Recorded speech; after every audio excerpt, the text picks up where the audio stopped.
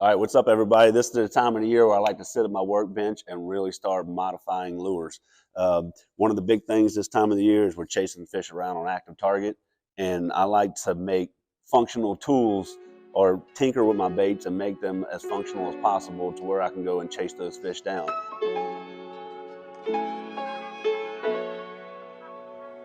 A lot of times you see fish in different water depths, and you need just a bait that you can control at any water column, no matter what depth you may see the fish. A real popular bait this time of the year is just casting a little minnow style bait on a jig head. But a lot of times they won't bite this. You'll see them track it and they won't bite this. If the fish are acting like that, then I like to throw a jerkbait at them a lot more because you can trigger those reaction strikes. But the problem with a jerkbait is that it only gets so deep, and it's not real efficient a lot of times, especially when the fish are on bait and you don't know what water depth the fish is going to be in when you see it. You might be in 5 feet or it might be in 25 feet. So that's what makes this bait so versatile. But if they're not biting this bait, you need to give them the jerk bait to give them a reaction. So I'm going to show you some modifications that I do to get that jerk bait to go any depth I want it to get in. So this is a stock Shikari jerkbait. And this bait already comes with a tungsten ball inside of it, and these are the stock hooks, but everything on this bait is balanced out to suspend. It suspends just like it sits. Well, that's good when you're fishing really cold, lethargic bass that just aren't really trying to chase bait and feed, and you just want this bait to sit there. But if you're chasing feeding bass with active target, and I just want this bait to get to the fish, and I notice a lot of times they don't care about the minor details of the bait. You just want the bait to get there and jump around in front of their face and trigger a reaction bite.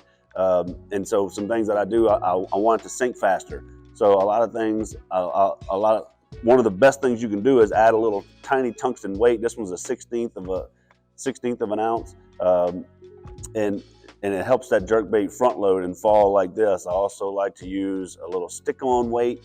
You could stick this in different parts of the jerkbait and balance it out however you want to make the jerkbait act. But the main thing is when you see fish on active target, you need to try to figure out what the fish, like look at the fish. They tell you everything on if they're following the bait and they're not eating it. Maybe you need to make some minor adjustments on how the bait falls or sinks or whatever. But you want this bait to sink really fast to get to the fish. Not crazy fast. You don't want it to be like a football jig, but you want it to be able to fall. And whenever you jerk the rod up or down or to the side, the bait will stay in that water column where you want it to stay. And then you can jerk it fast to get it, to trigger the reaction bite, but you don't necessarily want to jerk this bait and have it suspend. You just want it to get to the fish. So I showed you in a quick little video some modifications I make. Up these hooks all the way up to a number 4. All these things help get a better return on the active target. If you haven't started fishing the Shikari Jerkbait yet, it's one of the best ones to find with forward facing sonar.